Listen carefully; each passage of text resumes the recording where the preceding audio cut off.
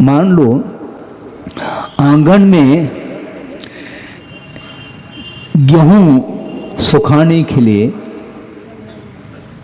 रखा गया है, उसको व्यवस्थित ढंग से बोरी में नहीं, बाहर बोरी से उसको फैलाया है, उसको गेहूं को, और कह दिया है बेटे को।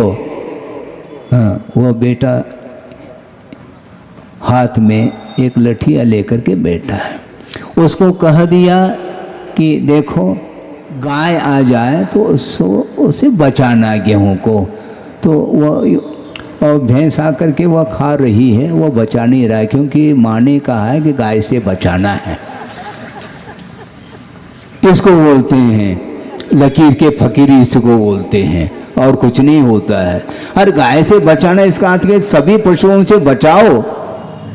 क्या करोगे? गाय से बचाना ये कहा है। इसी प्रकार सिद्ध भक्ति जितो कहा है, हम केवल सिद्ध भक्ति करेंगे, अन्य परमेश्वरों की भक्ति नहीं करेंगे। ऐसा है क्या?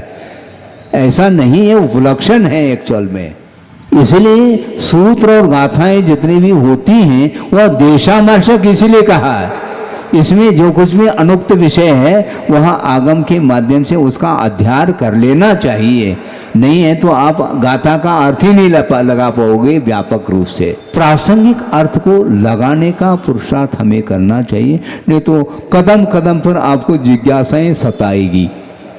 इसमें केवल सिद्ध भक्ति जुतो ऐसा कहा है, और टीकाकार ने भी उतना ही अर्थ दिया है, तो जितना है उतना दिया है, इतना ही नहीं। इसलिए ये देशामर्शक कहा, अथवा सोपस्कारत्वात् सूत्राणाम ऐसा कहा है। उपस्कार अर्थात ये और बहुत सारा विषय उसमें गर्भित रहता है, अंतर्भूत रहता है। आगम ग्रंथों में यह शब्द आता है चूलिका, उक्तानुक्त दुरुक्त चिंतनम चूलिका। जो कहा गया है और जो नहीं कहा गया है, जो स्पष्ट रूप से नहीं कहा गया, उसको उसका कथन करने का नाम, उसका चिंतन करने का नाम चूलिका है। ये गोमरसार कर्मकांड में टीका में ये पंक्ति मिलती है मुझे, पूरी पंक्ति यथावत आपके सामने हमने रखा है। इसको बोलते हैं प्रासंगिक अर्थ, उपलक्षण।